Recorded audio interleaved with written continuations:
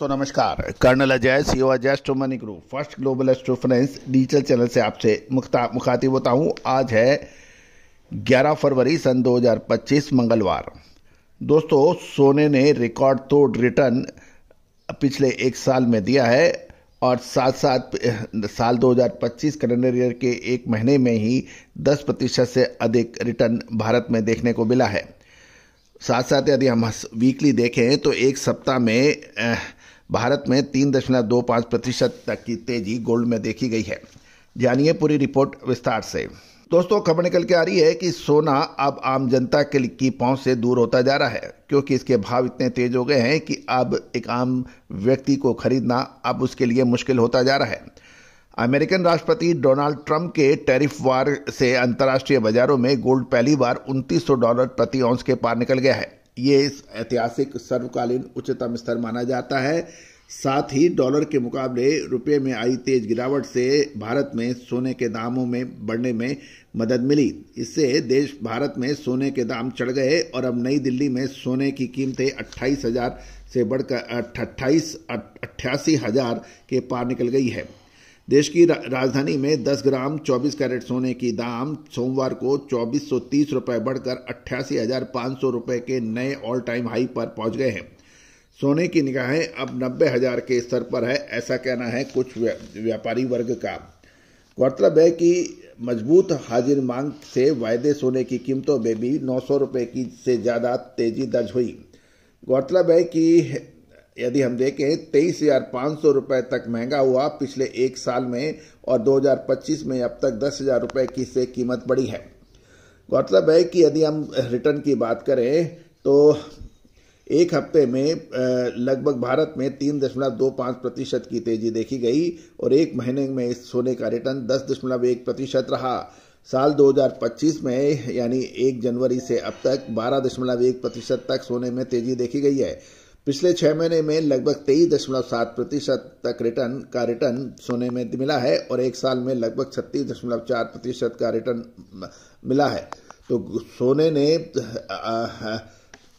पीछे छोड़ा है सेंसेक्स, निफ्टी और सभी दूसरे निवेश को। सोने के निवेशक इस समय चांदी कूट रहे हैं और जबरदस्त मुनाफा उनको देखने को मिल रहा है। जहां तक वायदे की बात करें तो मल्टी कमोडिटी एक्सचेंज में सोमवार को 10 ग्राम सोना 24 कैरेट वायदा सोना 85,900 रुपये के ऑल टाइम हाई पर पहुंचा है। गौरतलब है देश भर के सराफा बाजारों में 10 ग्राम 24 कैरेट की सोने की औसत कीमत करीब 1,000 रुपये चढ़कर 87,900 पहुंच गया है। इस भाव में 3% जीएसटी शामिल है। सोने की कीमतों में पिछले एक साल से लगातार तेजी देखी जा रही है और इस साल अब तक 10% से ज़्यादा की तेजी यानी 2025 में 1 जनवरी से 10 फरवरी के बीच में 10% से ज़्यादा तेजी आ चुकी है। वहीं भारत में पिछले एक साल में सोना 23,500 रुपये से अधिक महंगा हुआ है। दोस्तों, उम्मीद है कि आप सभी जानकारियाँ आपके लिए रोचक रही होंगी और कुछ विश्लेषकों के मुताबिक अमेरिका और चीन के बढ़ते टैरिफ वॉर के चलते इसमें तेजी दिखाई दी है, क्योंकि अब निवेशक सेफ एसेट्स या सेफ एसेट्स हेवन की तरफ रुख कर रहे हैं और सोना इसमें से एक माना जाता है। यानी सोना सुरक्षित निवेश है और जयपुर में और साथ साथ भारतीय मुद्रा रुपये की गिरावट अमेरिकन डॉलर के मुकाबले और शेयर बाजार में अधिक उठाक पटाक की वजह से सोने में तेजी देखी गई है।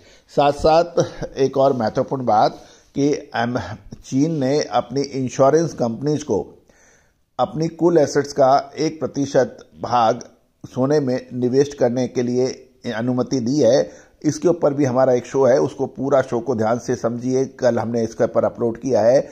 इससे भी माफ कीजिएगा चाइनीज इंश्योरेंस कंपनी भी यदि गोल्ड खरीदने में आमादा हो गई और आगे तो सोने के दामों के अंदर फर्क पड़ सकता है, क्योंकि एक बहुत बड़ी मात्रा उसमें जाएगी। इस पर हमारा एक पूरा एपिसोड है, उसको आप देखना बिल्कुल ना भूलें।